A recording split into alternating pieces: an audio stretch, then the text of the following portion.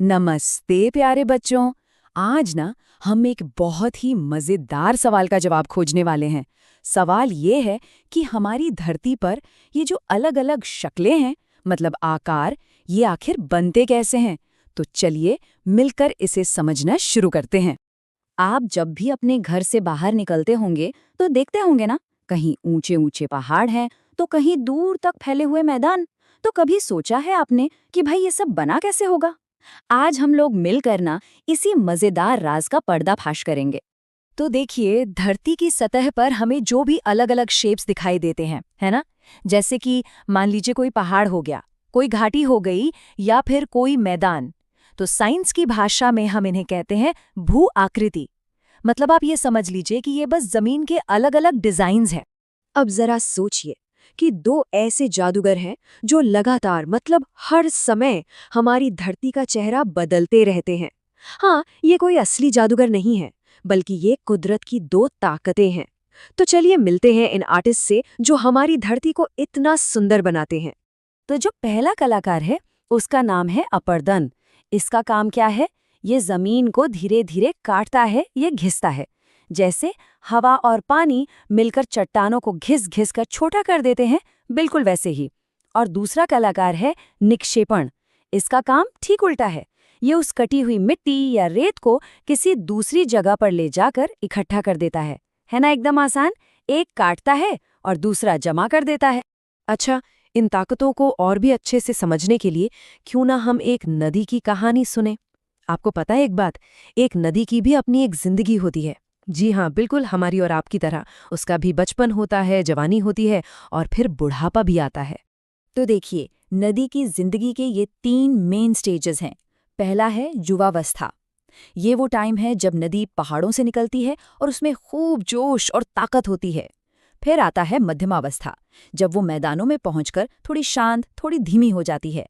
और आखिर में है वृद्धावस्था, जब वो एकदम धीमी होकर समुद्र में मिलने चली जाती है।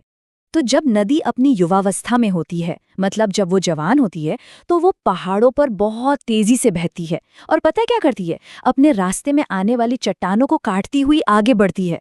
और इसी वजह से ना गहरी और पतली पतली घाटियां बन जाती हैं, जिनका शेप इंग्लिश के लेटर वी जैसा होता है। और फिर जैसे ही नदी पहाड़ों से उतरकर सीधे सपाट मैदानों में आती है, तो उसकी स्पीड कम हो जाती है। अब वो सीधी लाइन में नहीं बहती, बल्कि एक सांप की तरह घूम घूम कर लहरा कर चलने लगती है। नदी के इन खूबसूरत मोड़ों को हम विसर्प कहते हैं। और अपने जिंदगी के आखिरी पड़ाव पर जब नदी समुद्र से मिलने वाली होती है ना, तो वो बहुत थक सी जाती है, एकदम धीमी हो जाती है। तो वो क्या करती है? अपने साथ जो भी मिट्टी और रेत लाई होती है, उसे एक ही जगह पर जमा करना शुरू कर देती है। और इस जमाव से एक तिकोना, मतलब त्रिभुज जैसा सुंदर सा शेप बनता है, जिसे हम डेल्टा कहते हैं। तो ये तो थी नदी की कहानी। लेकिन नदी के अलावा धरती के 2 और बहुत बड़े आर्टिस्ट हैं। एक है बर्फ और दूसरी है हवा।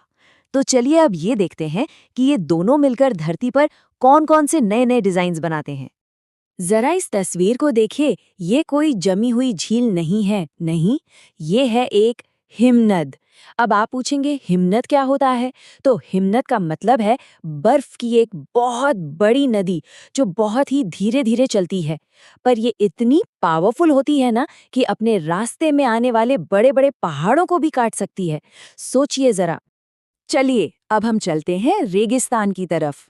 अब रेगिस्तान में क्या होता है? पानी तो बहुत कम होता है ना?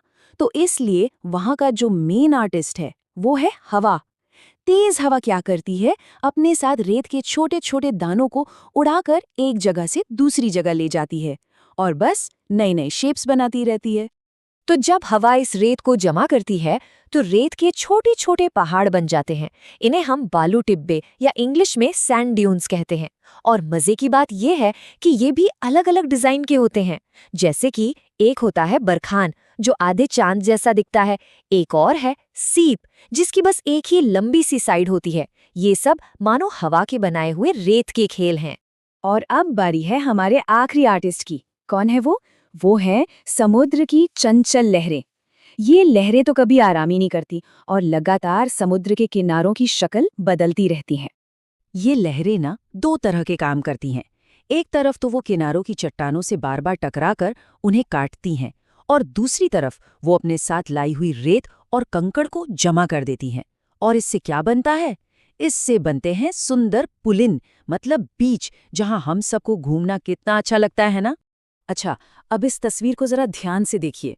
समुद्र के किनारे पर ये जो रेत का लंबा सा हिस्सा दिख रहा है, जो पानी में आगे तक चला गया है, इसे स्पिट कहते हैं।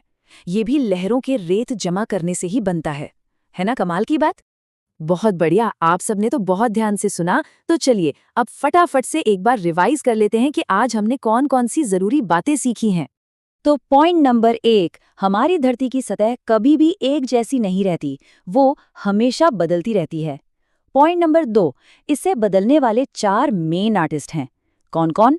बहता हुआ पानी, बर्फ, हवा और समुद्री लहरें।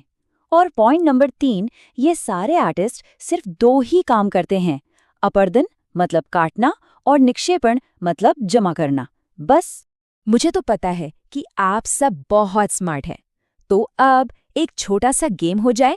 मैं कुछ सवाल पूछूंगा, ये देखने के लिए कि आपको कितना याद रहा। सब लोग तैयार हैं? तो चलिए शुरू करते हैं। तो पहला सवाल ये है, याद करिए जब नदी अपनी युवावस्था में पहाड़ों को काटती है तो किस इंग्लिश लेटर के शेप की घाटी बनाती है? थोड़ा सोचिए। अरे वाह, बिल्कुल सही। जिन लोगों ने भी सोचा वी शेप की घाटी, आपका जवाब एकदम करेक्ट है। ठीक है, अब दूसरा सवाल।